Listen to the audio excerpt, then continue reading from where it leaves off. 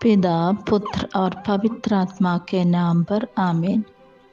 पहले पाठ में भगवान हमें बताता है कि भगवान सबसे महान राजा हैं और सभी लोग उनके नाम से डरेंगे। ईश्वर महान है और वह दिन रात हमारे जीवन में काम करता है।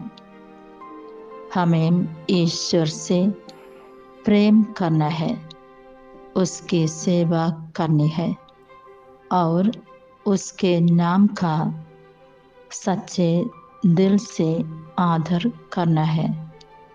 ईश्वर पवित्र है और हमें भी पवित्र बनना है और उसके जीवन का अनुकरण करना है।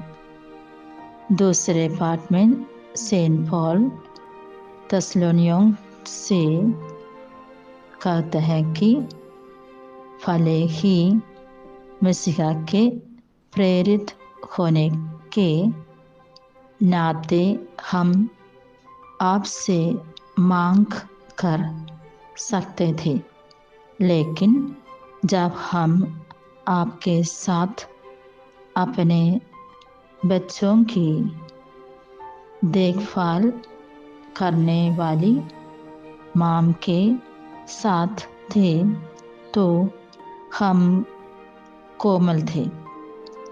आपके प्रति हमारे प्रेम के कारण हम न केवल ईश्वर की ओर से बल्कि अपने जीवन की भी खुशखबरी आपके साथ साझा करने के लिए तैयार थे। आप हमें बहुत प्रिय थे। जब हम भगवान का संदेश लेकर आए तो उन्होंने इसे इंसानों के संदेश के रूप में नहीं बल्कि भगवान के संदेश के रूप में स्वीकार किया। जब हम परमेश्वर का वचन पढ़ते हैं तो हमें परमेश्वर के प्रति विश्वास और प्रेम के साथ पढ़ना होता है। यह हमें दिया गया संदेश है और हम ईश्वर के संदेश का सम्मान करते हैं और उसका पालन करते हैं।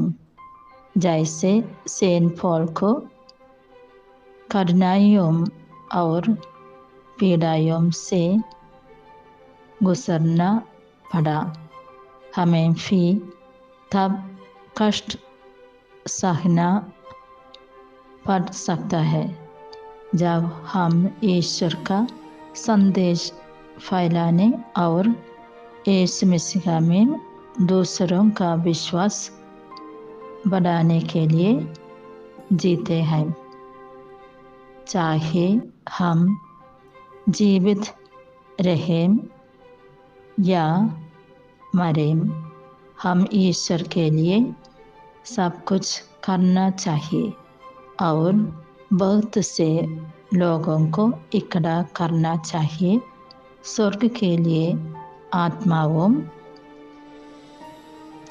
सुसमाचार में यीशु कहता है कि कानून के शिष्यों को और फरीसियों के कार्यों की नकल न करें बल्कि उनके शब्दों का पालन करें, क्योंकि वे जो उपदेश देते हैं उसका अभ्यास नहीं करते हैं।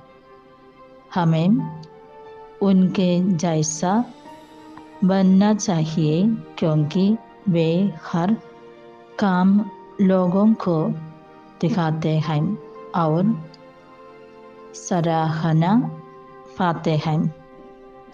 उन्हें सर्वात्मक स्थान पसंद है और सार्वजनिक स्थानों पर सम्मान के साथ स्वागत किया जाना पसंद है, लेकिन हमें विनम्र रहना होगा और दूसरों का सम्मान करना होगा।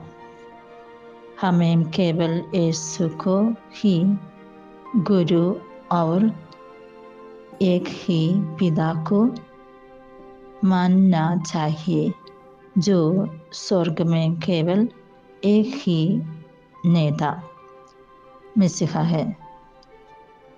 यदि हम महान बनना चाहते हैं तो हमें स्वयं को विनम्र बनाना होगा और उचित समय पर भगवान हमें महान बना देंगे।